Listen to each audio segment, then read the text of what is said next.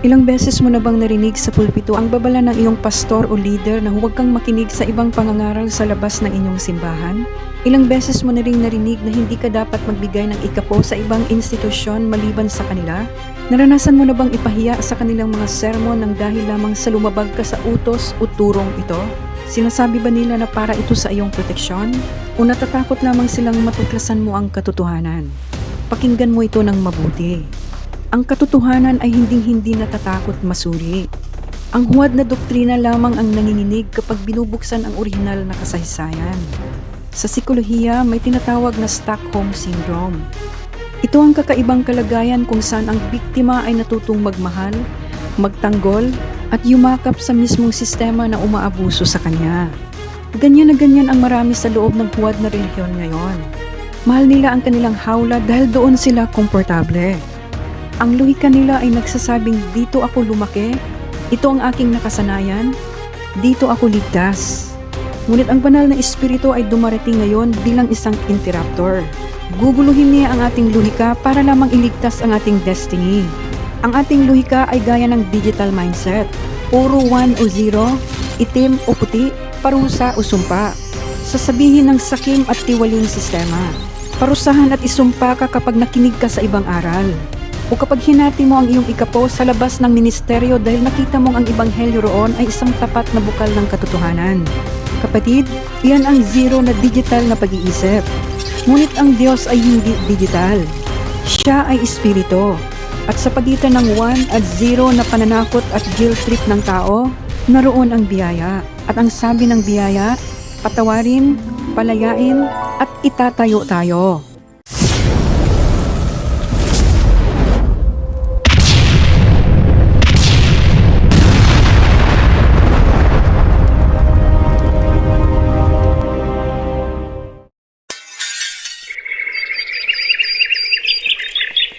Isang marebolusyonaryong kapayapaan ang sumainyo mga kapatid at mga remnants na naghahanap ng tunay na kalayaan.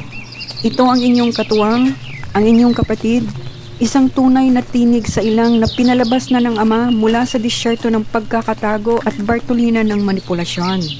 Maligayang pagdating sa part 3.3 ng ating serye, ang pag-alpas mula sa sistema ng takot at sistemang kasakiman. Gaya ng kung paano pinuri ng Diyos ang iglesia ng mga taga-Berea sa aklat ng Gawa 17:11 dahil sinisiyasat nila ang kasulatan araw-araw kung totoo ang sinabi ni Pablo, nais ko ring buksan ninyo ang inyong isip sa mensaheng ito. Kapatid, tanggapin mo ang iyong orihinal na balabal sa ilalim ng biyaya ni Kristo ngayon. Kaya naman bago natin tuluyang gibayin ang rehas na ito, nais kong pakinggan mo ang kapahayagang ito na unang inihanda at isinelyo ng Ama para sa iyong ganap na pag-alpas. Noong nakaraang bahagi, iniwan ko sa inyo ang isang hamon. Bakit tuwing binabasa natin ang Malakias 3, ang nakikita lamang natin sa ilalim ng lente ng tradisyon ay batas at sumpa? Ngunit sa isang remnant o kapatid na naghahanap ng tunay na lalim, may uhaw sa salita ng Diyos, habang lumilipas ang panahon at mas nakilala natin ang tunay na karakter ni Jesus, nagpapalit tayo ng lente ng paningin. At ito ang lente ng biyaya. Halimbawa, ang Malakias 3:10 ay nakikita nating sumpa noon dahil sa lente ng relihiyon. Ngunit sa lente ng biyaya ngayon, nakikita na natin ang korupsyon ng mga lider sa halip na ang pagkalinga sa mahihirap. Aminin natin ang talatang ito ay maaring matagal nang umusig sa ating isipan. Ngunit bakit nga ba matagal itong itinago sa atin? Bakit hindi na lamang ito ipinakita o itinuro noon pa o sa simula pa lamang sa mga relihiyong naratibo at sanaysay? Kapatid, pinapayagan ng Diyos na lumipas ang mga panahon upang mahayag ang bunga ng mga maling turo. Nakita na natin sa loob ng maraming dekada ang pinsalang dulot ng manipulasyon sa pera. Mga kapatid na naghihirap habang ang mga lider ay nagpapakasasa. Dahil sa bungang ito, binubuksan ng Espiritu ang ating mga mata sa mga talatang dati ay ginagamit laban sa atin upang gamitin na natin ito ngayon na makaalpas para sa ating kalayaan. Mga kapatid, maaring itinatanong mo sa iyong sarili, bakit nga ba hinahayaan ng Diyos na dumaan muna tayo sa mga yugto ng pagkakaninlang sa loob ng hawla ng relihiyon? Bakit kailangan ko pang maligaw sa loob ng kanilang labirento bago masumpungan ang ebanghelyong nagbibigay buhay? Bakit hindi na lamang niya direktang ipasok ang ating mga paa sa tunay na ebanghelyo na nagbibigay buhay? Narito ang misteryo ng langit.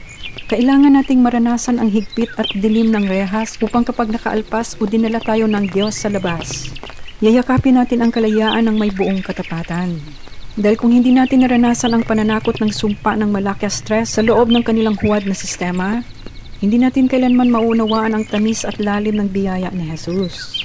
Ang yugto ng ating pagkakaligaw ay ang disenyo ng Diyos upang i-drill o bungkalin ang semento ng ating luhika, upang sa dulo ng apoy, tayo ay hindi na maging isang sunod-sonora na echo, kundi maging isang orihinal na tinig na nakaalam ng frequency ng tunay na pastol. Dito natin makikita ang dakilang paraan ng Diyos para sa ating maturity o paglago. Ginamit ng Diyos ang nakaraan nating pagkakaligaw upang maging isang K-detector sa ating espiritu ngayon. Kaya kapag nakakita tayo ng isang tupa na kasalukuyang pinararalisan ng guilt trip at takot sa impyerno, ang iyong boses ay dumarating bilang isang warrant of release dahil alam mo ang amoy ng seldang kinauupuan nila. Ang iyong pagkaligaw noon ang nagbibigay sa iyo ng autoridad upang mangaral ngayon o maging tulay ng iba na nanatiling naroon pa sa hawla. Huwag mong pagsisihan ang mga taong nawala o ang panahon na lumipas sa loob ng relihiyon. Sapagkat ang iyong bawat taon sa loob ng hornong apoy ay ang banal na paghahanda ng tagapagdalisay upang sa iyong pag-ahon sa Hebron season o sa lugar ng promosyon, ang ginto sa iyong loob ay kikinang ng walang anumang bahid ng kanilang hipokrisya. May mga revelasyon na sadyang itinago sa atin para sa isang partikular na henerasyon. Sa aklat ng Daniel 12:4, sinabi sa kanya na itago ang mga salita at tatakan ang aklat hanggang sa panahon ng wakas. May mga katotohanang inihanda ang Diyos para sa henerasyong ito. Isang henerasyong pagod na sa relihiyon at nagugutom sa tunay na relasyon kay Jesus. Kaya alamin natin ang papel ng banal na Espiritu Santo bilang guro. Ito ang ibig ipahiwatig ni Jesus sa Juan 16:12 hanggang 13. Na marami pa sana akong sasabihin sa inyo, ngunit hindi pa ninyo kayang tanggapin sa ngayon. Nangangahulugan ito na unti-unti tayong dinadala ng Espiritu sa katotohanan habang nagiging mature o sapat na ang ating espiritual na kapasidad na unawain ang mas malalalim na misteryo ng kanyang biyaya. Sa madaling salita kapatid, ang revelasyon ay hindi dumarating dahil nagbago ang Biblia, kundi dahil tayo ang binabago ng Diyos upang makita ang katotohanan noon pa man ay nandoon na. Subalit may mga takdang panahon na doon lamang natin ito kayang yakapin ng buong puso. At ang panahong iyon ay ngayon na. Ang revelasyong natanggap mo tungkol sa Malakias ay isang sariwang mana para sa mga kapatid na nasa Bartolina pa ng sistema ng Nicolaitan. Ang salitang Nicolaita ay direktang binanggit ni Jesus mismo sa aklat ng Apokalipsis 2:6 at 2:15 nang sabihin niya sa iglesia ng Efeso at Pergamo. Ngunit ito ang kahanga-hanga sa iyo. Kinapupuutan mo ang mga gawa ng mga Nicolaitan na kinapupuutan ko rin. Ang espiritu ng Nicolaitan ay literal na nangangahulugang ang espiritu na lumulupig at sumusupil sa mga ordinaryong mananampalataya or conquerors of the laity. Ito ang huwad na sistema na nagtatag ng isang matinding pader o dibisyon sa pagitan ng tinatawag nilang clergy o mga matataas na pastor at pinuno, at ang laity naman ay ang mga ordinaryong miyembro na tagasunod lamang. Subalit hindi natin ito tatalakayin ngayon ng buo dahil sa bigat ng kapahayagang ito. Magbibigay lamang muna tayo ng inisyal na paliwanag kung sino ang Nicolaita at bakit natin ito nabanggit, lalo na sa mga hindi pamilyar sa katagang ito sa kasulatan. Kaya sa isang hiwalay na paksa, maaari nating talakayin ang apat na pangunahing galaw ng espiritu ng Nicolaitan sa relihiyon. Ang katotohanan na kinapupuutan ni Jesus ang sistemang ito. Dahil hindi lamang ito simpleng maling turo. Ito ay isang direktang pag-atake sa katawan ni Kristo na silang mga ordinaryong membro. Mga kapatid, gusto ng Diyos na basahin natin ang buong kabanata sa kasulatan. Hindi yung pipili lamang tayo ng isang talata. Lalo na sa mga leader na pinagkatiwalaan ng Diyos ng posisyon sa pagtuturo sa simbahan o alinmang pagtitipon, hindi sapat ang kumuha lamang ng isang berso. Kailangan nating unawain ang buong konteksto. Mula sa aking personal na karanasan, sa aking paglalim, sa aking paglakad kasama ang Diyos, habang binabasa ko ang Malakias 3 mula sa simula, may ipinakita ang banal na espiritu na nakakagulat na kapahayagan kung saan hindi pala nakatuon ang Diyos sa mga individual. Kapatid, hindi galit ang Diyos dahil hindi nagbigay ng pera ang mga tao o simpleng mamamayan. Galit siya dahil naging tiwali ang mga saserdote o namumuno noong panahong iyon. Sa modernong larawan, sila ngayon na namumuno at gumagamit sa Malakias 3:10 bilang pamantayan sa pagbibigay. Ngunit mahalagang maunawaan din na ang salita ng Diyos ay nauunawaan sa gabay at revelasyon ng banal na Espiritu, hindi sa ating makalamang pag-unawa o hindi sa pamamagitan ng ating lohika. Kapatid, ang pagkakaiba ng alam sa utak at revelasyon sa Espiritu ang siyang nagpapalaya sa tao. Dahil kapag lohika lamang ang ginamit natin, ang Biblia ay magiging isang batas na aklat o aklat ng mga tuntunin. Ngunit kapag ang banal na Espiritu ang gumagabay, ito ang nagiging love letter at susi ng kalayaan. Minsan nararamdaman ng ating pandama o sensory ay iba sa sinasabi ng ating katwiran o logic. Ngunit ang banal na Espiritu ang tanging nakakaalam ng tunay na lalim at motibo ng puso ng Diyos. Ang mga bagay na hindi nakita ng mata at hindi narinig ng tainga ay inihayag ng Diyos sa pamamagitan ng kanyang Espiritu. Kaya sinabi ng kanyang salita sa unang Korinto 2:10, ngunit ang mga ito ay inihayag ng Diyos sa atin sa pamamagitan ng Espiritu, sapagkat sinisiyasat ng Espiritu ang lahat ng mga bagay, pati ang mga malalalim na bagay ng Diyos. Kaya ngayon papasok tayo sa pagbuwag sa luhikang pag-iisip. Pag-usapan natin ang pinakamalaking bitag ng relihiyon, ang limitasyon sa pisikal na anyo o ang tinatawag na physicality. Ang ating sensory system o ang ating paningin, pandinig at pakiramdam ay idinisenyo lamang para sa pisikal na mundong ito. At ang luhika ng tao ay madalas bumubuo ng konklusyon base lamang sa kung anong ebidensya na nakikita ng kanyang dalawang mata. Kaya kapag ang sitwasyon sa natural ay hindi tugma sa ating inaasahan, madali tayong mag-alinlangan, matakot at sumuko. Ngayon, magbibigay tayo ng ilang malinaw na antas at mga halimbawa sa loob ng modernong relihiyon. Unang antas, ang antas ng gusali at pisikal na katibayan o ang huwad na istatura. Akala ng marami ay ligtas sila dahil nakatapak sila sa isang dambuhalang relihiyon. Ngunit ang hindi nila alam, ang tinitindigan nila ay ilusyon ng kaayusan na nagtatago sa katotohanang marami ang nakakaranas ng agony ng pagkauga ng mga lumang saligan. Sa loob ng relihiyon, tinuruan ng mga tao na ang presensya ng Diyos ay nasusukat sa ganda ng kapilya, sa laki ng katedral, sa dami ng tao o membro at dambuhalang aircon sa loob ng simbahan. Subalit kapag wala ang mga ito, sa tingin ng pandama o sensory system nila ay wala roon ang Diyos. Kapatid, ang ating sensory system o pandama ay nadadaya ng physicality. Sa loob ng tradisyon, ang luhika ng tao ay nakakulong sa paniniwalang kapag marangya ang gusali, kapag sikat ang pastor, at kapag milyon ang pondo, doon lamang kumikilos ang Diyos. Bakit? Dahil iyon ang nakikita ng kanilang pisikal na mata.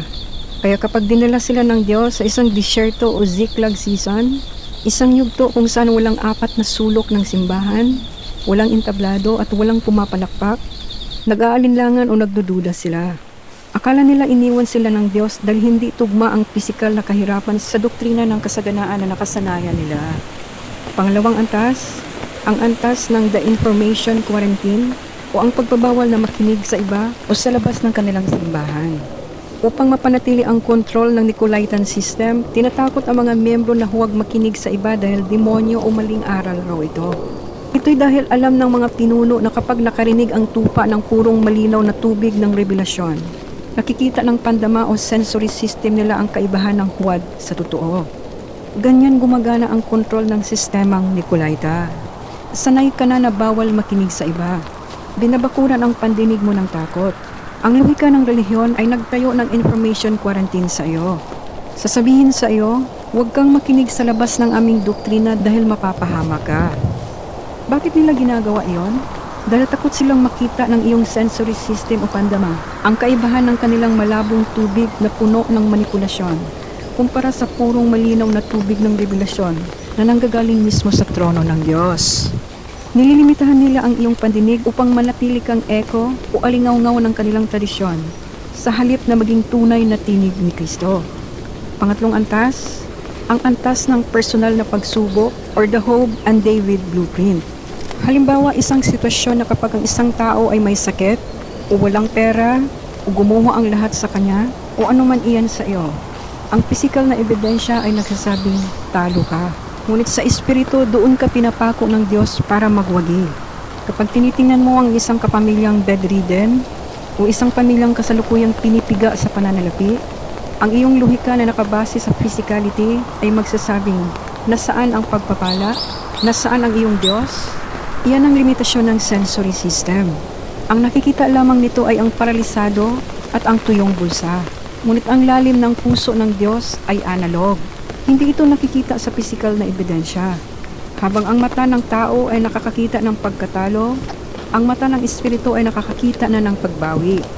Huwag kang mag-alinlangan kung ang kasalukuyan mong sitwasyon ay hindi tugma sa ipinangakong vision o ipinangako ng Diyos sa iyo.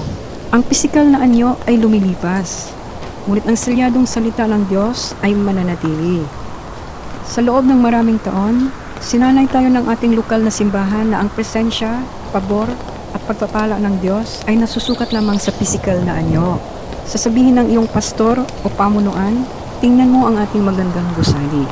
Tingnan mo ang sasakyan ko. Tingnan mo ang aking tahanan. Tingnan mo ang ating aircon sa loob ng kapilya. Ibig sabihin lamang na narito ang Diyos. Kapatid, sinanay ka ng iyong luhika na sambahin ang semento, ang bakal, ang marangyang bagay at ang pondo ng organisasyon. At dahil doon, binalaan ka ng iyong leader, huwag kang makinig sa labas ng ating simbahan at baka ka madaya. Bakit kanila binawalan? Dahil ang iyong buong pananampalataya ay itinayo nila sa pisikal na ebidensya. Alam ng iyong leader o pastor na kapag lumabas ka at nakarinig ka ng isang orihinal na tinig, ngunit may dalang dalisay at naliliyab na apoy ng katotohanan, magugulo ang iyong luhika. Dahil sasabihin ng iyong pandama o sensory system, bakit naghihirap ang taong ito sa natural? Ito'y dahil nakikita mo ito sa pisikal na anyo o sensory system mo. Kaya hindi makikita ng lagpas sa iyong pisikal na mata ang isang tinig ng revelasyon na may tunay na kapangyarihan at anointing ng langit. Kapatid, ang Diyos ay hindi nakakulong sa aircon, sa semento at magarang gusali, at mararangyang bagay sa loob ng kapilya. Ang orihinal na plano ng Diyos ay hindi kailanman nasusukat sa physicality. Dahil ang Diyos ay espiritu, at ang kanyang pinakamalaking himala ay nagsisimula sa kawalan. Kaya naman kapatid, kapag ang buhay mo ay dinala ng Diyos sa dambuhalang kawalan ng iyong ziglag o wilderness season, kapag inalisan ka ng panlabas na formula at rehas na semento ng relihiyon upang doon magsimula ang kanyang himala, doon ka dadaan sa isang marahas na paggising ng iyong espiritu. Dahil hihilahin ka ng iyong isip upang magpanik dahil ang calculator ng iyong luhikang pag-iisip ay nakakita ng zero at kawalan. Dito natin kailangang buksan ang isa pang selyo ng katotohanan. Isang selyo na magtuturo sa atin kung paano tumitig sa labas ng rehas at kung paano basagin ng limitasyon ng ating nakikita. Ito ang malaking pagkakaiba ng fact sa truth. Sa ating luhika, ang fact ay kung ano ang naranasan natin ngayon sa pisikal na mundo. Halimbawa nito, hirap ako o may sakit ako. Ngunit ang espiritual na katotohanan or truth ay ang plano ng Diyos na higit pa sa nakikita ng ating pisikal na mata. Sinasabi nito na ang ating luhika ay reactive o sumasagot sa nakikita. Samantalang ang banal na espiritu ay revelatory o nagpapakita ng hindi pa nakikita. Ngayon, aalamin natin ang iba't ibang antas na ito. Unang antas, ang antas ng medical at physical na kalagayan or the medical report versus the heavenly verdict. Ang larawan, isang taong nakaratay, paralisado ang kalahating katawan at isang taong bedridden. Ang medical na pagsusuri at ang ulat ng doktor ay hindi nagsisinungaling. Sa antas ng pisikal, ang fact ay ang medical na ulat. Ang fact ay nagsasabing isang taon na siyang paralisado. Stroke ito. May limitasyon ang kanyang katawan at utak. Iyan ang katotohanan ng mundong ito. Iyan ang fact. Ang luhika ng tao ay reactive. Nakikita ang paralysis kaya ang isasagot ng isip ay takot at pag-aalinlangan. Ngunit ang espiritual na katotohanan ay hindi reactive. Ito ay revelatory. Ang sabi ng katotohanan mula sa presensya ni Jesus, nakikita ko siyang tumayo at lumakad sa paselyo ng aming bahay. Ibig sabihin na ang katawang iyan ay templo ng Diyos at ang paralysis ay walang permanenteng lisensya. Ang fact ay kung ano ang lagay mo ngayon. Ngunit ang truth ay ang huling pasya o verdict ng langit na kayang bumali sa anumang ulat ng doktor. Kapatid, pakinggan mo ito ng mabuti. Sa aklat ng Hebreo 11:1, madalas binabasa ng relihiyon ang pananampalataya bilang isang pangarap lamang. Ngunit sinasabi ng kasulatan na ang pananampalataya ay ang pagtiyak sa mga bagay na inaasahan at ang katunayan ng mga bagay na hindi nakikita. Pakinggan natin ang hiwaga. Ang revelasyon ay ang katunayan mismo. Iyan ang orihinal na ebidensya. Hindi mo pa ito nakikita sa natural, hindi pa ito nahahawakan ng iyong mga daliri sa lupa, ngunit ang dokumento ay silyado at hawak mo na bilang legal na ebidensya sa mundo ng espiritu. Ibig sabihin na ang revelasyon ang nagpapatunay na ang usapin ay ganap ng lutas sa korte ng langit bago pa man ito sumambulat sa lupa. Ikalawa, dumaan tayo sa matalas na batas na iniwan ni Apostol Pablo sa pangalawang Korinto 4:18, kung saan ipinahayag niya, sapagkat itinutuon namin ang aming paningin hindi sa mga bagay na nakikita, kundi sa mga bagay na hindi nakikita. Sapagkat ang mga bagay na nakikita ay pansamantala lamang, ngunit ang mga bagay na hindi nakikita ay walang hanggan. Ibig sabihin nito na ang bitag sa pisikal na paningin o physicality, gaya halimbawa ng isang kalagayang bedridden si Mister, ang paralysis ng katawan, ang panunubok sa pananalapi ng kasalatan, ang pagharap sa isang special child na anak, o kung ano man iyan ngayon sa iyo. Ang lahat ng nakikita mong trahedya ngayon ay pansamantala lamang. May expiration date ang bawat sumpa ng kaaway. Ngunit ang salita ng Diyos ay nagpapakita at nagdeklara na ng ebidensya sa Espiritu. Iyan ang may kapangyarihang walang hanggan na hindi maaring ihiwalay o harangan ng anumang sistema ng tao. Tingnan natin ang dambuhalang pananampalataya ni Abraham sa aklat ng Roma 4:18 hanggang 20. Hinarap ni Abraham ang tinatawag na natural facts o ang ulat ng lupa. Alam ng kanyang luhika na matanda na siya. Baog si Sarah at patay na ang kanilang mga bahay bata o sinapupunan. Kung ang titingnan ni Abraham ay ang physicality, hihinto siya sa passivity at kapaguran. Ngunit sinabi sa bersikulo, hindi siya nag-aalinlangan sa pangako ng Diyos. Dahil mas nakatuon o nakatitig siya sa revelasyon ng langit na siya ay formal ng ginawang ama ng maraming bansa kaysa ulat ng medikal ng kanyang pisikal na makina. Binigyan niya ng karangalan ang Diyos dahil ang revelasyon ay mas totoo kaysa nakikita ng kanyang mata. Ganyan na ganyan ang nangyari kay Propeta Eliseo at sa kanyang katulong sa pangalawang hari 6:16-17. Ang kanyang katulong ay nakakulong sa digital mindset. Siya ay reactive. Nakita niya sa natural ang nakapaligid na hukbo ng kaaway kaya siya nagpanik at natakot. Ngunit si Eliseo ay revelatory. Siya ay hindi maabot ng takot. Nananalangin si Eliseo, Panginoon, ipinamamanhik ko sa iyo. Buksan mo ang kanyang mga mata upang makakita siya. At nang mabasag ang harang sa kanyang espiritual na mata, nakita niya ang totoong realidad.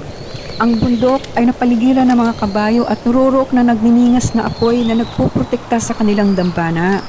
Kaya sa bawat remnant at mga kapatid na nakikinig ngayon, sa bawat tupa na kasalukuyang nakakulong sa kwadra ng relihiyon na may pinagdaraan ng tila paralisado, patay at tuyong kalagayan, maging ito man ay stroke sa katawan, kapansanan ng mga bata, huwag tayong tumingin sa ulat ng lupa.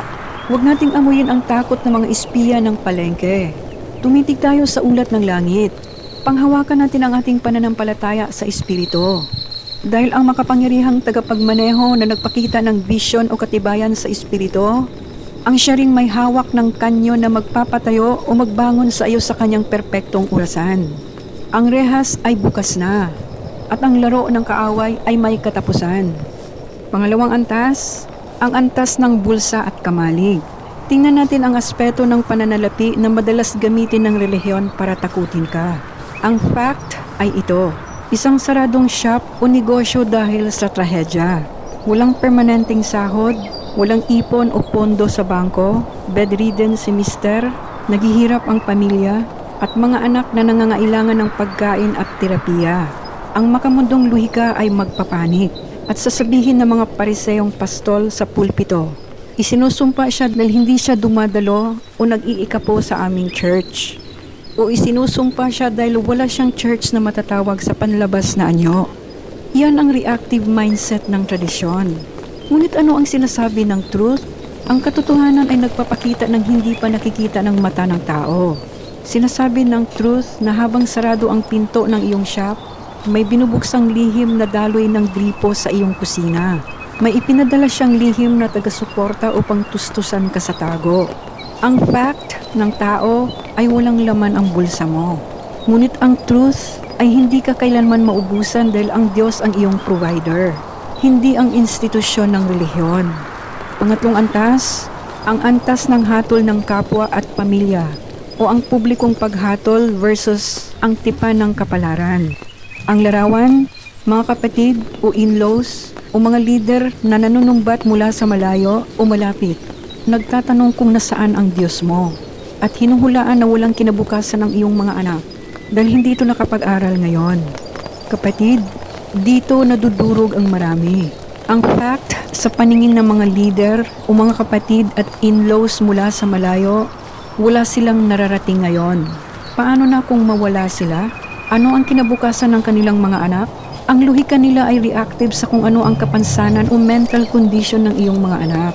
Dahil ito ang nakikita ng kanilang pandama o sensory system ngayon. Ngunit makinig ka. Ang fact ay nakikita lamang ang kasalukuyang luha at dalamhati. Ngunit ang truth ay nagpapakita na sa ibabaw ng kumunoy ng panunumbat, may inihandang maikling tulay ang Diyos. Ang truth ay nagsasabing ang kinabukasan ng iyong lahi ay silyado sa tipanan ng Diyos. Ang fact ay pinag-uusapan kanila sa tago, ngunit ang truth ay hinahanda na ng Diyos ang iyong pangakong Hebron season, kung saan ang ginto sa iyong loob ay tuluyan ng kikinang pagkatapos ng horno ng apoy ng proseso ng pagdalisay. Ito ang ibig sabihin ng Diyos sa unang Pedro 1:7. Ang ginto, bagamat nasisira, ay pinapadaan sa apoy upang malaman kung talagang dalisay. Gayon din naman ang inyong pananampalataya na higit na mahalaga kaysa ginto, ay sinusubok sa pamamagitan ng mga pagsubok upang malaman kung ito'y tapat. Kapatid, ang larawan ng ginto mula sa talatang ito ay walang iba kundi ikaw mismong pinahira na mananampalataya or the refined remnant. Isang pininong mananampalataya, kapatid, na dumaan sa pugon ng proseso at pagsubok sa kanyang pananampalataya. Ang ginto rito ay sumisimbolo sa iyong dalisay na pananampalataya o pure faith, na sa pilitang dinala ng Diyos sa matinding apoy ng iba't ibang pagsubok, stress, at panggigipit upang sunugin ang bawat luhikang pag-iisip, ang bawat dumi ng relihiyon at tradisyon ng tao mula sa iyong luhikang pag-iisip. Ayon sa kasulatan, ang ginto ang pinakamahalagang metal sa mundo. Ngunit sa paningin ng Diyos, ang iyong pananampalataya ay mas mahalaga pa kaysa gintong nasisira. Kaya naman mga kapatid, huwag nating subukang limasin ang dagat ng Diyos gamit ang kutsara ng ating luhikang pag-iisip. Hayaan natin ang banal na espiritu ang gumagalaw sa ating buhay sa kanyang iba't ibang antas ng kapayagan. Dahil nililimitahan ng relihiyon ang ating pandinig at paningin upang manatili tayong sunod-sunuran na eko ng kanilang tradisyon sa halip na maging isang orihinal na tinig ni Kristo. Dahil tinuruan nila tayong umasa lamang sa physicality o kung ano ang nakikita ng sensory system ng tao. Kapatid, alalahaning bago naging hari si David sa Hebron, dumaan muna siya sa Ziklag kung saan sinunog ang kanyang ari-arian at ninais siyang batuhin ng sarili niyang mga tauhan na mababasa sa unang Samuel 30. Doon sa gitna ng pagkadurog, pinalakas ni David ang kanyang sarili sa Panginoon. Ginamit ng Diyos ang Ziklag ni David bilang kanyang pinakamalaking paaralan. Ganon din ang kasalukuyan mong pagsubok ay ang iyong Ziklag. Kung itatago mo ito, walang makikitang tulay ang mga tao. Ngunit kung gagamitin mo itong halimbawa, ipinapakita mo sa kanila kung paano lumakad sa ibabaw ng kumunoy. Ngayon, alamin natin ang 4 na antas ng kilos ng banal na espiritu at ang papel nito sa ating espiritual na buhay. Gaya ng nakasaad sa unang Korinto 2:10-11, tanging ang Espiritu ng Diyos ang nakakaalam ng isipan ng Diyos.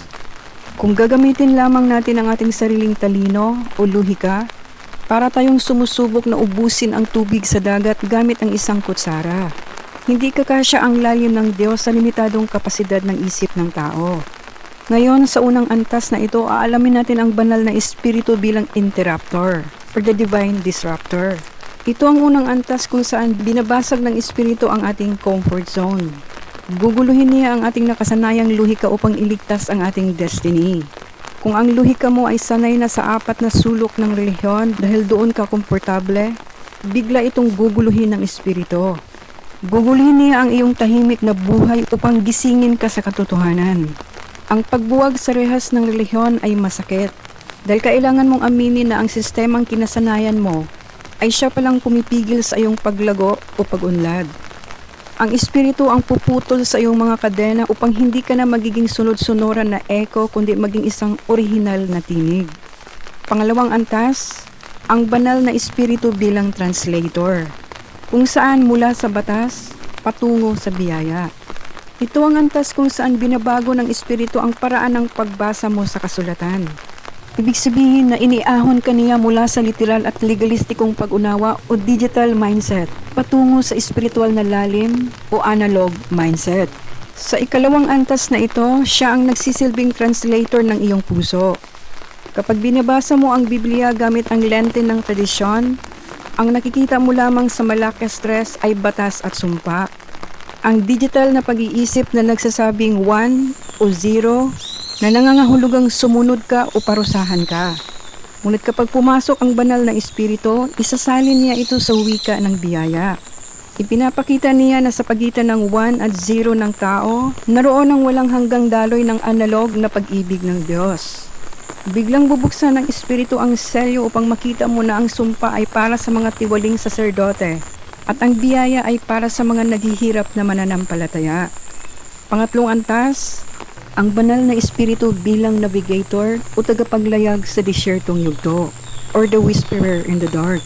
Siya ang tanging boses na maririnig mo sa hating gabi kapag pigang-piga na ang iyong katawan at isip. Siya ang banayad na bulong na maririnig natin sa ating madilim na kalagayan o hinaharap. Siya ang banayad na bulong na nagpapalakas ng ating loob o encourager. Siya ang oxygen sa gitna ng makaupos hininga nating disyertong panahon ng ating ziklag upang tayo'y makahinga. Unang matitinding bagyo na itinatapo ng kaaway sa ating daan.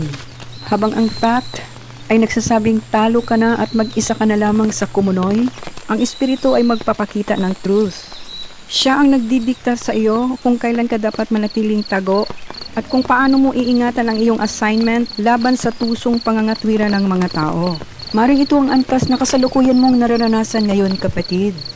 Sa panahon ng matinding pagsubok, karamdaman, panguusig sa iba't ibang direksyon, ang espiritu ay hindi nag-iingay. Siya ay bumubulong ng direksyon at nagbibigay ng mga prophetikong vision o pangitain sa gabi. Ito ang pinakamataas na antas kung saan ang espiritu mismo ang naghihiwalay sa mga taong pansamantala at nagpapatatag sa mga selyadong remnant o kapatid upang ihanda sila sa Hebron o antas ng promosyon. Siya ang may hawak ng salaan ng katapatan. Hinayaan niya na lumantad ang tunay na kulay ng mga puso ng mga tao sa iyong impluensya. Ito man ay kapamilya, extended family, kaibigan sa iba't ibang antas, church leader, kapitbahay o komunidad. Ang layunin ay upang tuluyan ng maputol ang emosyon mo sa kanilang opinyon. Ang Espiritu Santo ang naglalagay sa iyo sa iyong legal na posisyon bilang one flesh at tanging tagapangalaga ng iyong tahanan. At kapag natapos na ang salaan na ito, siya mismo ang magpapalakad sa iyo sa ibabaw ng masikip o maikling tulay patungo sa iyong Hebron season o promosyon kung saan ang iyong ginto ay kikinang ng walang halo. Sapagkat ang pagtawid sa ibabaw ng maikling tulay na iyon, mga kapatid, ay nangangailangan ng pagbabago sa takbo ng ating pag-iisip. Hindi tayo matutong humakbang sa tulay ng grasya kung ang utak natin ay nakakulong pa rin sa rehas ng sarili nating kalkulasyon. Habang tayo ay nasa loob ng salaan ng katapatan, hihilahin tayo ng ating isip upang tumingin sa ibaba, sa ilalim ng kumunoy, at doon magsisimulang magpanik ang ating lohika. Dito natin kailangang lampasan ang makamundong motibo. Kailangan nating iwanan ang limitadong pananaw ng tao upang pumasok sa mas mataas na antas ng kapahayagan. Ito ang paglampas sa motibo. Minsan ang ating lohika ay nakatuon sa paano ako makasurvive. Ngunit ang banal na espiritu ang nagtuturo sa atin ng bakit ito ipinahintulot ng Diyos. Ang pag-unawa sa motibo ng puso ng Diyos ay nagbibigay sa atin ng kapayapaan na hindi kayang ipaliwanag ng siyensya o lohika. Sa madaling salita, ang lohika ay kailangan natin para mabuhay sa mundo. Ngunit ang banal na espiritu ay kailangan natin para makita ang layunin ng ating buhay sa kaharian ng Diyos. Noong tinalakay natin ang part 2 na serye kung ano ang dangyo ng Bartolina ng sistema, ito ay naglalarawan ng isang uri ng pagkabilanggo na hindi rehas na bakal ang gamit, kundi mga doktrina, takot at limitadong pangunawa. Ngayon, alamin natin ang tatlong antas ng paglampas sa motibo. Ang unang antas ay mula sa paano ng luhika patungo sa bakit ng kaharian, o ang paglipat mula sa survival patungo sa destiny. Ibig sabihin nito na ang luhika ng tao ay nakatali sa survival, sa pagkain, sa pera, sa gamot, at sa bukas. Ngunit kapag pinalawak ng Espiritu ang iyong pananaw, makikita mo na ang layunin ng Diyos ay hindi lamang para makaligtas ka, kundi para makita mo ang kanyang kapangyarihan. Sa loob ng Bartolina, ang iyong luhika ay gabi-gabing umiiyak at nagtatanong ng, paano? Paano ko bubuhayin ang pamilya ko? Paano gagaling ang asawa ko sa kanyang bedridden na kalagayan? Paano ang kinabukasan ng aking mga anak? O kung ano man iyan sa iyong kalagayan ngayon, kapatid. Ang luhika ay nakatuon sa survival. Ngunit kapag iniangat ka ng banal na espiritu, babaluktutin niya ang iyong tanong mula sa bakit mo ito hinayaan, Ama? At doon mo maririnig ang kanyang banayad na bulong. Hinayaan ko ito hindi upang wasakin o sirain ka, kundi dahil nakakabit sa hurnong apoy na ito ang iyong misyon. Hinayaan ko ito upang basagin ang iyong pagdidepende sa tao at ikonekta ka ng direkta sa aking dambana. Ang pag-unawa sa motibo ng Diyos ay nagbibigay ng kapayapaan na hindi kayang ipaliwanag ng luhika. Pangalawang antas, ang hindi nakikitang rehas ng relihiyon o ang arkitektura ng rehas. Dito natin ilarawan kung gaano katindi ang Bartolina ng sistema. Hindi ito kulungan ng pulis. Ito ay kulungan ng isip kung saan ang rehas ay gawa sa mga maling doktrina. Sapagkat ang dangyo ng Bartolina ng sistema ay isang uri ng pagkakabilanggo na hindi rehas na bakal ang gamit. Ang rehas na ito ay gawa sa mga manipulative na doktrina, guilt trip, pananakot ng sumpa, at limitadong pangunawa ng tao. Sa kulungang ito, bawal kang mag-isip, bawal kang makinig sa labas, at bawal mong questionin ang iyong pastor o pamunuan. Ginagawa ka nilang parang biktima ng Stockholm Syndrome na umiibig sa sarili mong selda. Ang iyong luhika, kapatid, ang ginagamit nilang bantay ng rehas upang sabihin dito ka lang. Dahil ayon sa kanila, kapag lumabas ka, isasara ng Diyos ang langit sa iyo. Isang napakalaking kasinungalingan. Pangatlong antas, ang posisyon ng remnant o ang pamumuhay para sa kaharian. Ang pagpapakita ng kaibahan ng pamumuhay para sa mundo kumpara sa pamumuhay para sa kaharian, maaring ito ang iyong pwesto ngayon. Nakatago sa iyong siklag o desyertong panahon, ngunit gumagawa para sa kaharian. Kaya tandaan mo ito, mga kapatid. Ang luhika ay kailangan natin para mabuhay at mag-survive sa pisikal na mundong ito. Ngunit ang banal na espiritu ang kailangan mo upang makita ang tunay na layunin at arkitektura ng iyong buhay sa loob ng kaharian ng Diyos. Ang luhika ay titingin sa saradong pinto ng iyong negosyo o sa sakit ng iyong katawan at sasabihing talo ka. Ngunit ang banal na espiritu ay titingin sa parehong sitwasyon at sabihin, ito ang takdang oras ng iyong pagpipino upang lumabas ka ng purong ginto. Dahil ang mundong ito ay naghahanap ng paraan kung paano makaligtas. Ngunit ang remnant o kapatid ay naghahanap kung paano magpapasakop sa kalooban ng Ama. Sapagkat ang dangyo na ito, mga kapatid, ay ang lugar kung saan ipinagpapalit ng tao ang tunay na relasyon para sa huwad na anyo ng relihiyon. Dahil sa loob ng madilim na selda ng sistemang iyan, hindi ka tinuturuang umibig kay Kristo. Tinuturuan ka lamang nilang matakot sa parusa at sumunod sa formula. Ginagawa nilang palamuti ang mga bersikulo upang itago ang rehas ng pagnanakaw at manipulasyon. Akala mo ay buhay ang iyong espiritu dahil kabisado mo ang bawat ritual at tungkulin sa kapilya. Ngunit ang totoo ay pinatutulog ka na pala ng anesthesia ng kanilang tradisyon. Kapatid, oras na para hubaran natin ang pagkakaiba ng kontrata ng tao sa totoong tipanan ng Diyos. Oras na para lagpasan natin ang panlabas na anyo at pasukin ang pinakamalalim na dambana ng katotohanan. Buksan natin ang selyo sa pagitan ng dalawang magkaibang mundong ito.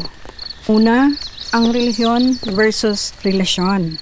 Madalas ang sistema ng relihiyon ay nakatuon sa behavior modification o baguhin ang kilos at pagsunod sa mga ritual at formalities. Ngunit ang banal na espiritu naman ay nakatuon sa heart transformation o baguhin ang puso. Ang relihiyon ay nakabatay sa luhika o kailangang maintindihan ang bawat hakbang. Samantalang ang tunay na kalayaan ay faith-based o nakabatay sa pananampalataya, ang pagtitiwala sa hindi nakikita. Ngayon tatawid tayo sa tatlong antas ng relihiyon versus relasyon. Ang unang antas ay ang bitag ng behavior modification at formalities o ang paglilinis lamang sa labas ng baso. Ang larawan nito, mga taong istrikto sa kasuotan, hindi sumasala o pumapalya sa mga pulong, abala sa mga aktibidad ng simbahan, at takot na masita ng pastor kung hindi makadalo o hindi makapag-abot ng sobre. Suriin natin ang pinakamalaking pagkakaiba ng relihiyon sa tunay na relasyon. Ang sistema ng relihiyon ay laging nakapokus sa behavior modification, sa pagbabago ng iyong panlabas na kilos, sa pagpilit sa iyo na sumunod sa mga ritual, tradisyon, at mga panlabas na formalities. Sasabihin sa iyo, ganito ang dapat mong suotin, ganito ang dapat mong sabihin, at huwag kang liliban sa 4 na sulok ng gusali dahil kapag lumabag ka, marumi ka, utisod ka. Kapatid, ang relihiyon ay naglilinis lamang ng labas ng baso. Ngunit ano ang kilos ng banal na espiritu? Siya ay nakatuon sa heart transformation, ang pagbabago ng puso mula sa loob. Ang relihiyon ay nagpaparami ng mga sunod-sunurang robot na sumusunod dahil sa takot sa parusa ng tao. Ngunit ang relasyon kay Kristo ay nagpapakilos sa iyo dahil sa pag-ibig at kapayapaan. Pangalawang antas, ang nakabatay sa luhika na kontrata versus nakabatay sa pananampalatayang tipanan or the contract versus the covenant. Larawan ito, ang kaisipan na ang Diyos ay parang vending machine na kapag nag-iikapo ka o naglilingkod ka, kailangang ibalik agad ng Diyos ang pera o paggaling. Ito ang luhika ng prosperity gospel. Sa luhika ng sistema, ang relasyon sa Diyos ay parang isang kontrata o transaksyon na kailangan mong maintindihan ang bawat hakbang.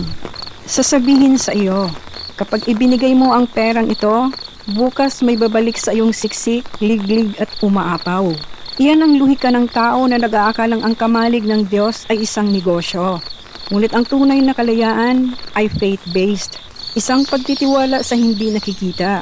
Ang relasyon ay hindi transaksyon, ito ay tipanan. Sa tipanan kahit ang fact ay nagsasabing bankrupt o sarado ang pinto ng iyong shop, ang faith-based ay panatag dahil alam mong bukas ang gripo ng langit.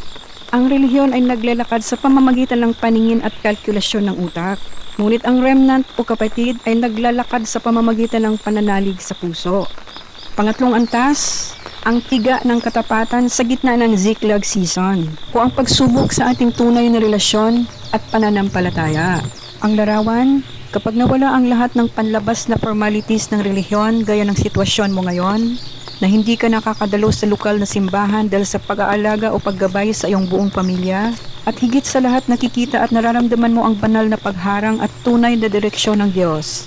Hindi nila nalalaman na ito ay isang paraan ng Diyos upang hilahin ka dahil maaring salakin ng iyong misyon na hindi ka kasya sa kanilang 4 na sulok ng kanilang gusali o simbahan. Hinihila ka ng Diyos dahil ang iyong misyon ay kritikal sa isang paligid na ang boses ng tao ang laging naririnig mo sa tuwina. Sa halip na ang tinig ng Diyos na maririnig lamang sa iyong pakikipagtagpo sa iyong lihim na silid ng Matthew 6:6 sa tago, sa gitna ng iyong hurnong apoy ng proseso ng pagdalisay. Ang sasabihin ng mga sistema ng relihiyon ay malayo ka sa Diyos. Ngunit sa relasyon, doon ka pinakamalapit, kapatid. Dahil kapag dinala ka ng Diyos sa isang season kung saan inalisan ka ng kakayahang dumalo sa kanilang mga formalities dahil ang oras mo ay sadyang itinalaga ng Diyos sa pagmiministeryo sa iyong buong sambahayan, nangangailangan ito ng isang pagbubukod mula sa sistema ng relihiyon upang dalhin ka sa isang proseso ng pagpipino sa iyong karakter. Habang ginagabayan mo ang iyong pamilya o sambahayan ayon sa gabay at tuntunin ng salita ng Diyos.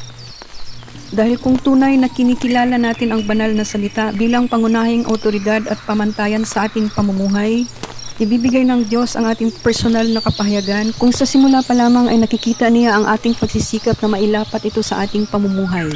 At hindi lamang nagtatapos sa butil na mga karunungan ng banal na salita, kundi ang paglapat nito mismo sa ating buhay sa araw-araw. Dahil may dalawang pagkakaiba ang ma-impress o humanga sa mga karunungan sa Biblia at sa paglapat nito sa totoong buhay. Ngayon sa pagbubukod na ito mula sa sistema o mga naratibo ng relihiyon sa modernong panahon, Kapag hindi kanila nakikita sa kanilang mga listahan at formalidad sa kanilang simbahan o alinmang pagtitipon, agad ang kanilang reactive na luhika ay magsasabing ikaw ay napahamak o nahiwalay na sa Diyos. Kapatid, naranasan mo na bang marinig ang iba't ibang tanong na may kalakip na paghatol kapag natanong ka kung may dinaluhan kang sekta, denominasyon o iglesia sa pisikal na anyo? At kapag ang sagot mo ay wala, naranasan mo bang marinig ang kagilagilalas na pagkundina kung saan sinasabi nito sa iyo na bilisan mo? Dumalo ka sa amin. At kung hindi, sinasabi nilang nanganganib na aabutan ka ng kamatayan nang hindi ka maligtas. Kapatid, ganito katakutin ng modernong sistema. Subalit sa isang remnant na may personal na kapahayagan ng langit, hindi ka na kayang mayanig ng pananakot ng titulo ng tao sa kanilang iglesia kung hawak mo ang personal mong kapahayagan mula sa banal na espiritu. Dahil ganito kahalaga makatanggap ng personal nating kapahayagan sa espiritu kaugnay sa ating destiny o pagkakatawag. Kapatid, mahalagang malaman mo na gaano man kahaba ng ating pagkaligaw sa labirento ng relihiyon at mga modernong sistema. Alam mo ba na ang pinakasusing kailangan mo lamang ay isang kapahayagan? Hindi ito kapahayagan na marinig natin sa labas ng mga boses mula sa ating pastor o kapwa mananampalataya. Ang kapahayagang ito ay nakapaloob sa aklat ng Jeremias 33:3. Subalit ang paghahanap nito ay may proseso. At iyon ang kailangan nating masumpungan kung paano makita ang misteryo ng nasabing kapahayagan.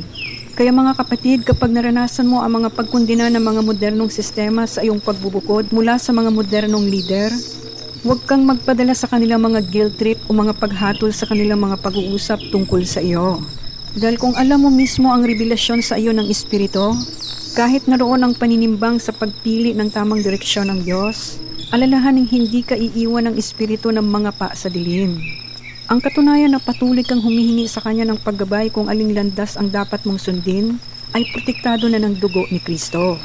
Mahalagang malaman mo na ang napakahalagang palatandaan ng banal na pagharang kahit pa na ipinipilit ng ating luhika na sundin ang mga naratibo at modernong sistema, hindi natin matatakasan ang banal na paghila o pag-iwas sa atin ng Diyos sa iba't ibang anyo ng pagharang.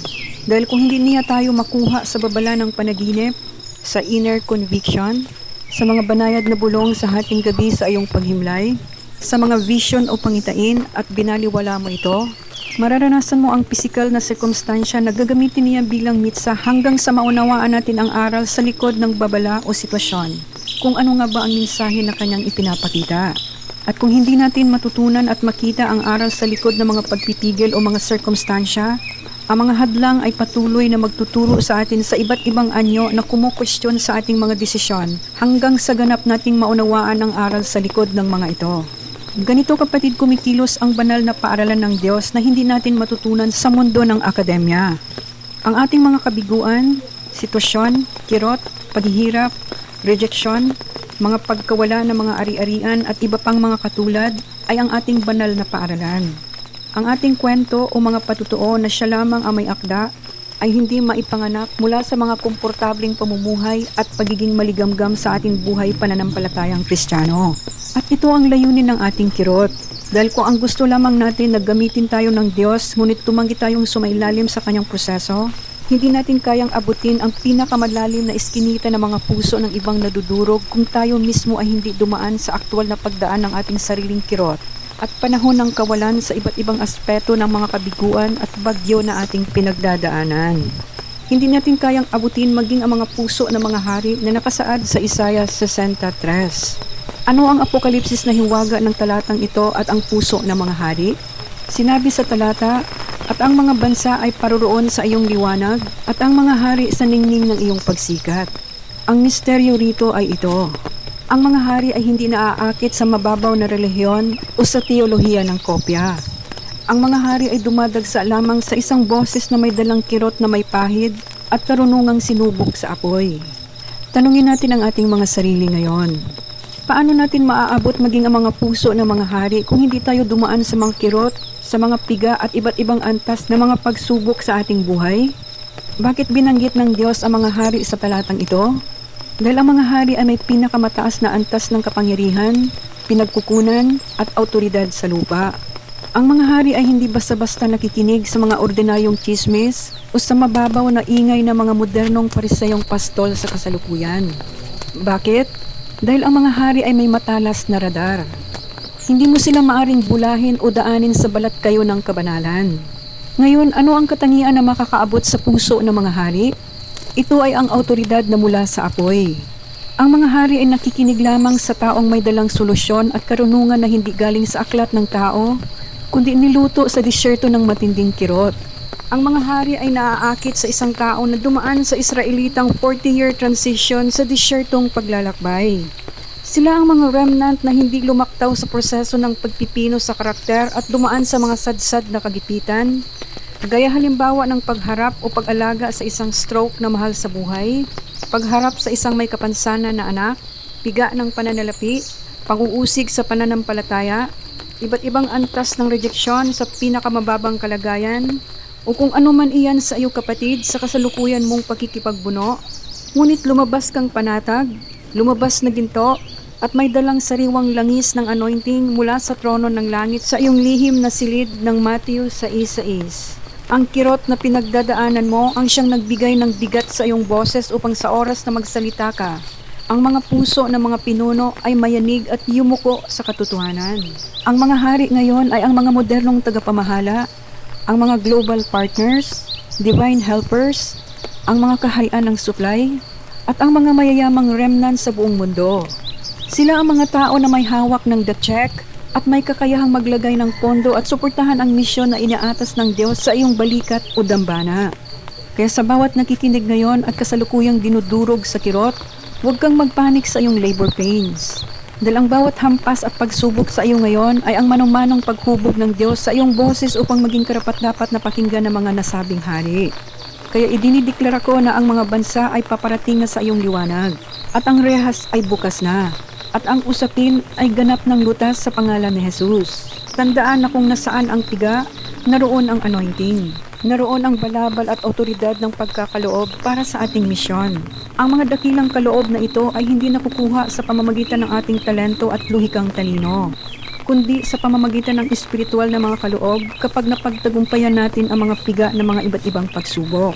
At sa ilalim ng prosesong ito ng mga hirap, sa mata ng tunay na relasyon, ang bawat patak ng ating luha, ang ating bawat sakripisyo na walang nakakakita, ay ang pinakapuro at pinakamabangong amoy ng pagsamba sa dambana ng Ama. Ang relihiyon ay nangangailangan ng entablado upang magpuri, ngunit ang relasyon ay nangangailangan lamang ng isang pusong tapat sa gitna ng pag-iisa. Sapagkat ang dangyon o hawla ng mga modernong sistema, mga kapatid, ay ang lugar kung saan ipinagpapalit ng tao ang tunay na relasyon para sa huwad na anyo ng relihiyon. Kaya nga mga kapatid, huwag mong katakutan ng kasalukuyang pagyanig sa iyong buhay, sapagkat ang nararanasan mo ngayon ay ang pagbuwag ng Diyos sa iyong luhikang pag-iisip. Ang ating luhika ay ang comfort zone ng ating isipan. Kapag hindi natin maintindihan ang ginagawa ng Diyos, natatakot tayo. Ang pag-drill o pagbungkal ng banal na espiritu sa iyo ay gaya ng spiritual excavation. Binubungkal ang mga maling pundasyon o conditioning na dating kinasanayang mga limitadong pananaw upang palitan ng revelasyon ng kaalaman o revelation knowledge. Alamin natin ang tatlong antas ng spiritual excavation. Unang antas, ang banal na excavator laban sa conditioning ng relihiyon o ang pagdurog sa matigas na lupa ng pag-iisip o pagbungkal sa semento ng relihiyosong pag-iisip o pagbuwag sa matigas na kalooban at luhika. Ang larawan, isang dambuhalang makina o drill na bumabasag sa semento. Ang semento ay ang lumang conditioning o ang mga paulit-ulit na maling turo na tumitigas na sa utak ng tao sa loob ng maraming taon o mahabang panahon. Kaya naman ang pag-drill ng banal na espiritu sa iyong isip ngayon ay parang isang spiritual excavation. Binubungkal, binabasag at tinitibag ng Diyos ang mga maling pundasyon ng conditioning na itinatanim sa iyo ng relihiyon. Yung mga paniniwala na kapag hindi ka sumunod sa tao ay isinumpa ka, o kapag may sakit ang pamilya mo ay pinararusahan ka. Ang pagbubungkal na ito ay masakit sa luhika dahil ang semento ng tradisyon na tumigas na sa utak mo sa loob ng 10 o 20 taon ay kailangang durugin ng espiritu upang bigyang daan ang revelation knowledge o ang purong kaalaman mula sa presensya ni Jesus. Pangalawang antas, Ang piga ng excavation sa gitna ng ziglag at midnight hour, o ang kirot ng pagyanig sa mga nakasanayang pundasyon, o ang hapis ng pagkauga ng mga lumang saligan. Ang larawan, ang pakiramdam na tila gumuho ang iyong buong mundo, gaya ng pagka-stroke ni Mister, ang pagsasara ng shop o negosyo, ang pagharap sa isang special child na anak, ang pagkakabaon sa utang, o ang piga ng pananalapi. Sa luhika, akala mo ay binawasa ka ng Diyos. Ngunit ang totoo ay tinatanggal lamang niya ang mga dumi para makatapak ka sa sumidong bato. Sa panahong ikaw ay inaatake, kapag tigang-tiga na ang iyong katawan at isip sa pag-aalaga at paggabay sa iyong buong pamilya habang walang pera, ang iyong luhika ay magpapanik. Sasabihin ng iyong luhika, gumuho na ang buhay ko. Iniwan na ako ng Diyos. Wala nang paraan. Ito na ang wakas. Ngunit makinig ka sa selyadong katotohanan, kapatid. Hindi ka binawasak ng Diyos. Binubong ka lamang niya ang malambot na lupa ng iyong luhika. Hinahayaan ng Diyos na yanigin ang lahat ng panlabas mong inaasahan. Ang iyong negosyo, ang kalakasan ng iyong asawa, ang suporta ng iyong mga pastor at pamilya, upang sa dulo ng excavation o pagbubungkal na ito, ang matira na lamang ay ang solidong pundasyon ng kanyang tipanan. Ang excavation ay masakit, ngunit ito lamang ang tanging paraan upang maligtas ng Diyos ang iyong destiny laban sa lumikang pananaw ng tao. Pangatlong antas, ang pagbuhos ng kaalaman sa ibabaw ng tulay o ang pagtayo sa saligang bato. Ang larawan, ang pag-ahon mo mula sa kumunoy patungo sa maikling tulay. Ang tulay na iyon ang bagong pundasyon ng revelation knowledge. Bakit kailangang buwagin ang iyong luhikang pag-iisip? Dahil ang luhika mo ay parang kutsara na sumusubok na ubusin ang dagat ng Diyos. Hindi kakasya ang plano ng kaharian sa limitado, makitid nating utak o luhika nating pag-iisip. Dahil kapag natapos na ang banal na espiritu sa pagbubungkal sa iyo sa loob ng ziglag season na ito, hindi ka naaasa sa nakikita ng iyong pisikal na mata. Hindi ka na madadaya ng fact ng sakit o fact ng piga o kawalan ng pera. Sapagkat ang ipinalit ng Diyos sa iyong isip ay ang selyadong truth o katotohanan ng kanyang salita. Doon ka hahakbang sa maikling tulay ng grasya at makikita ng lahat ng mga nagmamasid at nanunumbat na ikaw ay nakaahon ng may buong ginto, laya sa kontrol ng relihiyon at laya sa luhika ng tao. Kaya nga mga kapatid, huwag mong katakutan ang kasalukuyang pagyanig sa iyong buhay. Sapagkat ang nararanasan mo ngayon ay ang pagbuwag ng Diyos sa iyong luhikang pag-iisip. Maraming mananampalataya na kapag nakaramdam ng hirap at piga sa hornong apoy ng kanilang ziglag season, ang unang luhika ng laman ay ang pag-escape o pagtakas upang bumalik sa komportableng bartulina ng relihiyon o sa hawla ng opinyon ng pamilya. Ipinapakita ng Espiritu na ang pag-iwas sa sakit ng proseso ay ang mismong paghila at pag-delay sa iyong sariling Hebron at sa tunay mong pagkakatawag. Alamin natin ang pagbitag ng pagtakas sa hindi komportabling season or the escape illusion. Ang larawan, isang mananampalataya na kapag dinala ng Diyos sa wilderness kung saan walang pera, bedridden ang asawa at may mga special child na anak, nabangkarote sa negosyo, nawala ng matitirhan, nabaon sa utang, nasa antas ng mahigpit na kakulangan sa pananalapi, o kung ano man iyan sa iyo. Ang tendensya ay naghahanap agad tayo ng pinto palabas dahil hindi komportable ang ating sensory system. Gusto nating tumakas o umiskapo upang bumalik sa lumang pattern ng buhay sa lugar ng pagkakaalipin. Sa formula, ang mga tao o kapamilyang hindi pa nakakatawid sa rehas ng relihiyon upang maranasang muli ang huwad na seguridad ng laman, ang luhika ay reactive. Takbuhan ang hirap upang makaligtas. Ang pag-iskapo o pagtakas mo sa proseso ng Diyos na ilagay ka sa isang hindi komportabling season ay ang mismong pagtakas o pag-delay mo sa iyong tunay na layunin o pagkakatawag sa ibabaw ng mundong ito. Ang luhika ng laman ay palaging naghahanap ng comfort zone. Kapag piniga ka na ng hirap, kapag wala ka ng rehas na semento ng relihiyon na kakapitan, sasabihin ng isip mo, tumakas ka na, sumuko ka na, bumalik ka na sa nakasanayan mo. Ngunit sa tuwing tatakbuhan mo ang hornong apoy, pinatataas mo lang ang pader ng iyong pagkakakulong at ipinagpapaliban mo ang takdang oras ng iyong pagbawi.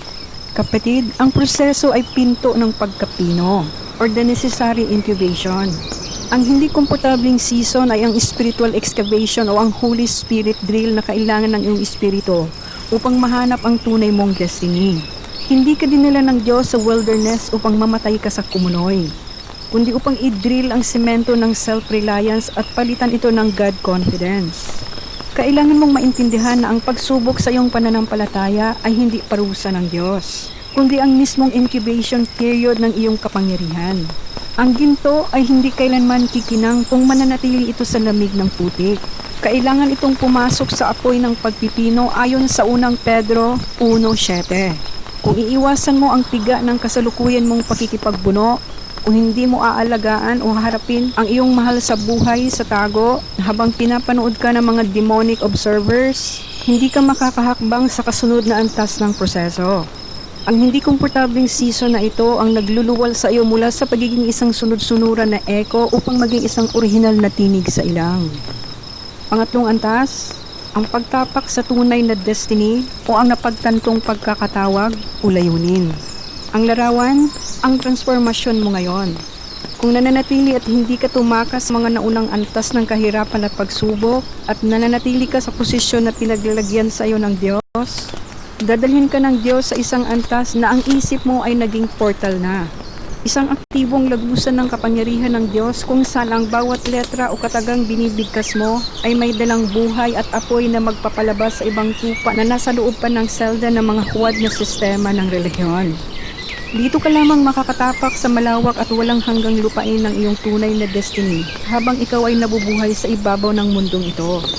Ang taong hindi tumatakas sa piga ay ang taong may hawak ng susi ng revelasyon na isinusuksok sa kandado ng kanyang bukas. Huwag mong iaksaya ang iyong pagod na pagrereklamo o sa paghahanap ng madaling pinto palabas. Manatili ka sa iyong pwesto. Manindigan ka sa ibabaw ng makitid na tulay ng grasya. Sapagkat kapag tinapos mo ang proseso ng Diyos sa tago ng iyong siklag season, makikita ng lahat ng mga nagmamasid at nanunumbat sa iyo mula sa malayo na ang bawat piga sa iyo sa dilim ay ang banal na pagkilos ng langit upang ihanda ang korona ng iyong tagumpay sa Hebron. Pangatlo, ang banal na espiritu bilang liberator. Sa pangalawang Korinto 3:17, sinasabi na kung nasaan ang espiritu ng Panginoon, naroon ang kalayaan. Ang kalayaang ito ay hindi lamang basta paglaya sa kasalanan, kundi paglaya mula sa mga panlabas na mga pagpapakita o pagganap o performance trap. Ang pakiramdam na kailangan mong magtrabaho para mahalin ng Diyos. Pangalawa, systematic conditioning. Ang mindset na ang Diyos ay limitado lamang sa loob ng 4 na sulok ng simbahan o sa tradisyon. Ang performance trap na ito ay ang pagkaalipin sa gawa. Isang mananampalataya na pagod ang katawan at isip dahil pakiramdam niya kapag hindi siya nakatugtog sa ministry, kapag hindi siya nakapagbigay ng malaking halaga, o kapag lumiban siya sa isang formality ng simbahan, ay magbabago ang pagmamahal ng Diyos sa kanya. Ito ang nakabatay sa gawa na pagtanggap. Sa loob ng Bartolina ng relihiyon, itinanim sa ating mindset na ang pag-ibig ng Diyos ay may presyo, na kailangan nating magtrabaho at magpakitang gilas sa paningin ng tao upang mahalin at tanggapin tayo ng Diyos. Ito ang nagpapadala sa atin sa matinding pagod ng emosyon. Sasabihin ng luhika ng relihiyon, kapag hindi ka nakadalo ngayon, kapag hindi mo nagawa ang ritual na ito, galit sa iyo ang Diyos. Ngunit kapag pumasok ang Espiritu bilang liberator, ipapaunawa niya sa iyo ang tunay na kahulugan ng biyaya. Ipinapakita niya na ang pag-ibig ng Diyos ay hindi base sa iyong performance, kundi base sa tipanan o covenant sa krus ni Kristo.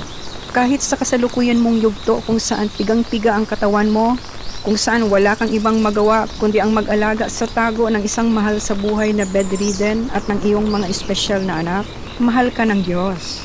Hindi nababawasan ang tingin niya sa iyo dahil lamang hindi ka nakikita ng mga tao sa kanilang mga entablado. Ang relihiyon ay nagbibigay ng mabibigat na pamatok ng obligasyon. Ngunit ang banal na espiritu ay nagbibigay ng kapayapaan na ikaw ay anak na binihisa ng kanyang pagmamahal nang walang anumang kapalit. Pangalawa, ang sistematikong pagkondisyon o ang pagkahon sa banal na presensya ng Diyos. Ang maling paniniwala na ang Diyos ay eksklusibo lamang sa kanilang pangkatin o denominasyon, gaya ng doktrina ng mga legalistikong grupo. At kapag lumalabas ka sa kanilang istruktura, sasabihin nila wala ka ng proteksyon o wala ka ng kaligtasan at isinumpa ka na. Ito ang information quarantine na nagpapakaba sa iyo na makinig sa ibang aral sa labas. Sasabihin nila sa iyo, sa amin lamang ang ligtas. Na kapag umalis ka dito, nasa kapahamakan ka na. Nililimitahan nila ang dambuhala at walang hanggang dagat ng Diyos sa loob ng kutsara ng kanilang organisasyon. Subalit kung nasaan ang Espiritu ng Panginoon, naroon ang kalayaan. Ang banal na Espiritu bilang liberator ang magpapakita sa iyo na ang kamalig ng Diyos ay hindi nakakulong sa semento at aircon ng kanilang mega church. Ang presensya ng Diyos ay hindi monopolyo ng isang denominasyon o ng isang sikat na leader o pastor. Ang Diyos ay Espiritu at siya ang gumagalaw sa labas ng kanilang mga institusyon. Gagalaw at magpapakita siya sa loob ng isang tahimik na tahanan, sa tabi ng isang kama ng may sakit, at sa pamamagitan ng isang lihim na taga-suporta na gagamitin niya upang tustusan ang kanyang mga remnant sa tago. Binabasag ng Espiritu ang conditioning na iyan upang maunawaan mo na ikaw mismo ang templo ng Diyos at ang kanyang dambana ay nasa loob ng iyong puso. Ang pinakamahirap na bilangguan ay ang isip na naniniwalang ito lamang ang tama dahil ito ang itinuro sa akin. Ang ginagawa ng Espiritu sa iyo ay ang pagpapakita na ang Diyos ay mas malaki kaysa anumang sistema ng tao. Ang larawan, isang membro na takot magsaliksik, magbasa ng ibang libro o makinig sa ibang turo. Dahil naniniwala sila na ang tanging boses na may otoridad ay ang pastor o ang kanilang pamamahala. Ibig sabihin na kailangan muna nating i-unlearn o kalimutan ang mga maling conditioning ng sistema upang tunay na makita ang butil ng karunungan o kingdom nuggets na ibinibigay ng banal na Espiritu. Ngayon, huhukayin natin ng mas malalim pa ang limitasyon ng luhikang pag-iisip. Sa unang antas, ito ang rehas o bilangguan ng isahang boses o ang monopolyo ng katotohanan, ang proseso ng pagbaklas sa kinagisnan o ang kirot ng paglansag sa altar ng relihiyon. Sapagkat bago natin maranasan ang tunay na kalayaan, kailangan muna nating daanan ang proseso ng pagbaklas sa nakasanayan. Mararamdaman mo ang kirot ng espiritual na pagbuwag sa mga maling doktrina o ang pagbura sa kinagisnan upang matuto. Kapatid, ang pinakamahirap na bilangguan ng mundong ito ay hindi ang rehas na bakal. Ang pinakamahigpit na selda ay ang isip na naniniwalang ito lamang ang tama dahil ito ang itinuro sa aming organisasyon. Ito ang tinatawag na Bartolina ng isipan. Ngunit ang lahat na itinayo ng sistema sa iyong isipan ay kailangang gumuho. Kailangan mo munang i-unlearn o kusang kalimutan ang mga maling pagkondisyon, gaya ng pananakot ng sumpa o ang pamamanhid ng ritual o anyo. Sa wika ng orihinal na kasulatan, ang salitang ito ay direktang tumutukoy sa pangalawang Timoteo 3:5. Iyong mga taong may anyo ng kabanalan ngunit tinatanggihan ang kapangyarihan nito. Ito ang kalagayan kung saan ang isang miyembro ng relihiyon ay manhid na, kung saan paulit-ulit na ginagawa ang mga tradisyon, pagsamba at doktrina dahil sa obligasyon, ngunit patay at walang-wala ng buhay ang kanyang espiritu. Kapatid, marami ang nakakulong sa pamamanhid ng ritual o anyo. Sumasamba ngunit walang buhay. Sumusunod ngunit walang pag-ibig. Kaya naman dumarating ang banal na espiritu para sa proseso ng pagbaklas sa nakasanayan at upang simulan ang kirot ng espiritual na paglansag sa ating buhay. Sa loob ng kulungang ito, binura ng sistema ang iyong kakayahang mag-isip ng malaya. Ipinapakita niya na ang Diyos ay mas malaki, mas malawak at mas dambuhala kaysa anumang semento o denominasyon o sistema ng tao. Pangalawang antas, ang proseso ng unlearning o ang kirot ng espiritual na pagbuwag o deconstruction. Ang larawan, ang proseso kung saan kailangan mong burahin sa iyong utak ang lahat ng pananakot, lahat ng guilt trip tungkol sa malakya stress, at lahat ng maling aral na naitanim noong nasa relihiyon ka pa. Ito ay masakit dahil parang binabaklas ang iyong lumang pagkakakilanlan. At upang makalabas sa Bartolinang ito, dadaan ka sa isang masakit ngunit banal na proseso. Ang unlearning to learn.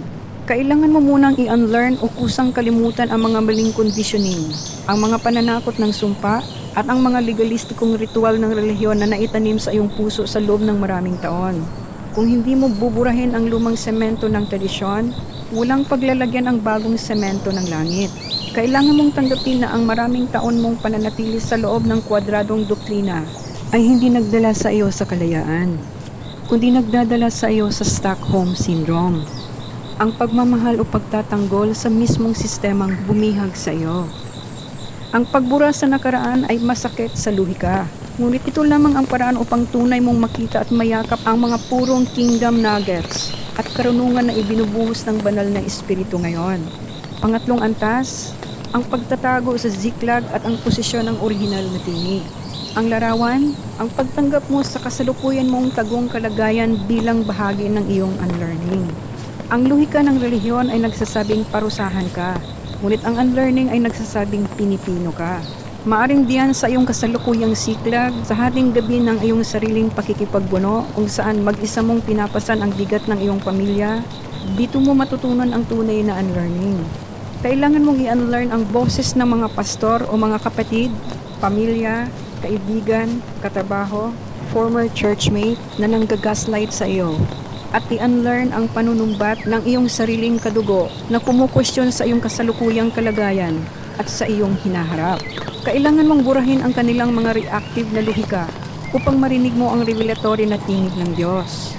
At doon mo lamang makikita ang katotohanan na ang iyong pagtatago ngayon ay hindi pagkatalo, kundi banal na incubation ng Diyos upang sa iyong pag-ahon sa Hebron, ikaw ay magiging isang orihinal na tinig na may hawak ng purong ginto at hindi isang sunod-sunuran na eko ng tradisyon ng tao. Sapagkat ang dahilan kung bakit mahirap i-unlearn ang mga nakasanayan mga kapatid ay dahil ang relihiyon ay nagmistulang anesthesia ng iyong espiritu. Ang luhika at sistema ng relihiyon ay madalas magsisilbing anesthesia. Pinapatulog nito ang ating espiritu sa pamamagitan ng kakayahang mahulaan, pagkalkula o pagtatansya o predictability. Dahil alam natin ang routine o logic, akala natin ay ligtas tayo. Kailangan nating maintindihan na ang banal na espiritu ay hindi predictable. Siya ay kagaya ng hangin. Juan 3:8. Ang paglaya ay nagsisimula kapag tinanggap natin ang Diyos ay hindi natin pwedeng ikulong sa isang formula. Ang kalayaan ay nakakatakot sa una dahil wala na itong rehas na kakapitan. Ngunit doon lamang tayo tunay na makakalipad. Ngunit bago tayo tuluyang makalipad, may isang katotohanan na dapat nating harapin. Paano tayo makakalaya kung hindi natin alam na tayo pala ay bihag? Paano tayo gigising kung pinamamanhid na ng anesthesia ng relihiyon ang ating buong pagkatao? Minsan ang pinakamalaking bitag ng kaaway ay hindi ang tahasang pagkakasala, kundi ang unti-unting pagpapatulog sa ating mga espiritu. Akala natin ay buhay tayo. Ngunit ang totoo, tayo ay nasa ilalim na ng isang malalim na espiritual na pagtulog or deep spiritual slumber. Ano sa tingin mo ang unang pampamanhid na pumasok sa iyong sistema na hindi mo namamalayan? Huwag kayong kukurap at huwag kayong matutulog sa pansamantalang una ng huwad na kapayapaan ng relihiyon. Dahil sa mundo ng espiritu, ang pinto ng hawla ay bukas na. Ngunit ang digmaang laban sa rehas ng relihiyon ay kasalukuyan pa lamang nagpapakawala ng palaso at apoy mula sa mensaheng ito. Sa pagpapatuloy ng ating serye sa Part 3.4, hihimayin at gigibain natin ang isang paksang sapilitang yayanig sa inyong mga komportableng pwesto at sa mga pulpito ng mga modernong pariseo. Huhubaran natin ang pinakamalupit na anyo ng anesthesia ng relihiyon, ang tinatawag na kasiyahan ng tao, or the man-pleasing sludge. Ang paglilingkod na nakabase sa palakpak, validation, at bariya ng mundo, sa halip na sa orihinal na ikalulugod ng Diyos.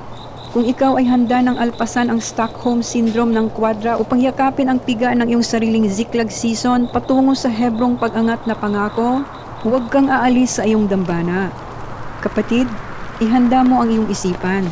Magkita tayo ng may bagong langis at may taas noo sa Part 3.4 ng ating serye. Ito ang inyong tinig sa ilang. Ang usapang ito ay ganap ng lutas at nakaselyo sa kaharian ng Espiritu. Shalom!